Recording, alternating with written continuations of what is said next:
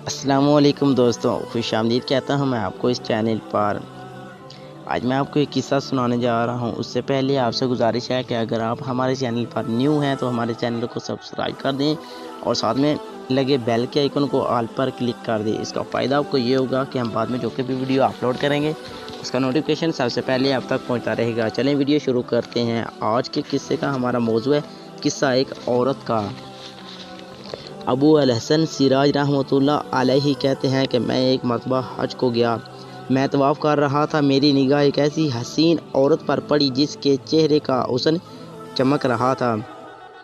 میں نے کہا، اللہ، ایسی حسین عورت میں نے آج تک نہیں دیکھی۔ یہ اس کے چہرے کی ساری رونق اس وجہ سے ہے کہ اس کو کبھی کوئی رنج و غم نہیں پہنچا۔ اس نے میری یہ بات سن لی، کہنے لگی، تم نے یہ کیا کہا؟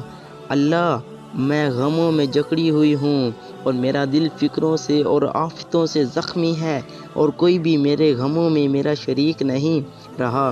میں نے پوچھا، کیا ہوا؟ کہنے لگی کہ میرے خامد نے قربانی کی ایک بکری ذبح کی۔ میرے 2 چھوٹے بچے کھیل رہے تھے اور ایک بچہ دودھ پیتا میری گود میں تھا۔ میں گوشت پکانے کے لیے اٹھی تو ان دونوں لڑکوں میں سے ایک نے دوسرے سے کہا، میں تجھے بتاؤں کہ ابا نے بکری کس طرح ذبح کی تھی؟ اس نے کہا، بتا۔ تو اس نے چھوٹے بھائی کو لٹا کر بکری کی طرح ذبح کر دیا۔ پھر وہ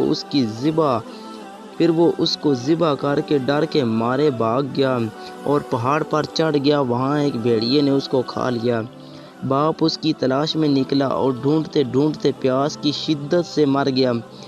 میں دودھ پیتے بچے کو بٹھا کر دروازے تک گئی کہ شاید خامد کا کچھ پتہ کسی سے ملے، تو وہ بچہ گھسیٹتا ہوا ہانڈی کے پاس پہنچ گیا جو چولہے پر رکھی ہوئی جوش سے پک رہی تھی۔ اس کو جوں اس نے ہلایا وہ پکتی پکتی اس پر گر گئی، جس سے اس بچے کا سارا بدن کا گوشت جل کر ہڈیوں سے الگ ہو گیا۔ میری ایک بڑی لڑکی تھی جو اپنے خامد کے گھر رہتی تھی۔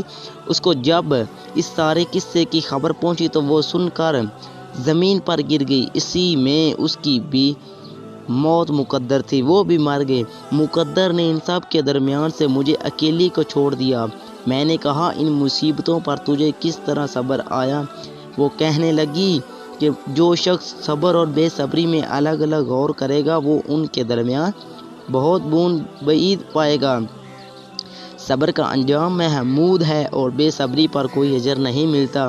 پھر اس نے 3 شعر پڑھے اور چل دی، جن کا ترجمہ یہ ہے کہ میں نے صبر کیا اس لیے کہ صبر بہترین اعتماد کی چیز ہے، اور اگر بے صبری سے مجھے کوئی فائدہ پہنچ سکتا تو میں کرتی۔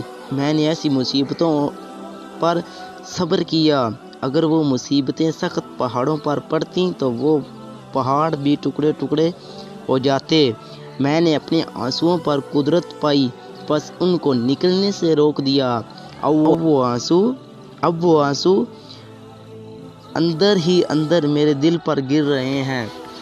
اگر آپ کو یہ ہمارا ایک چھوٹا سا قصہ اچھا لگا ہو تو ہمارے چینل کو سبسکرائب کر دیں اور ساتھ میں لگے بیل کے آئیکن کو آل پر کلک کر دیں۔ اس کا فائدہ آپ کو یہ ہوگا کہ ہم بعد میں جو کہ بھی ویڈیو اپلوڈ کریں گے اس کا نوٹیفیکیشن سب سے پہلے آپ تک پہنچتا رہے گا۔ ہم آپ سے نیکسٹ ویڈیو میں ملتے ہیں، تب تک کے لیے اللہ حافظ۔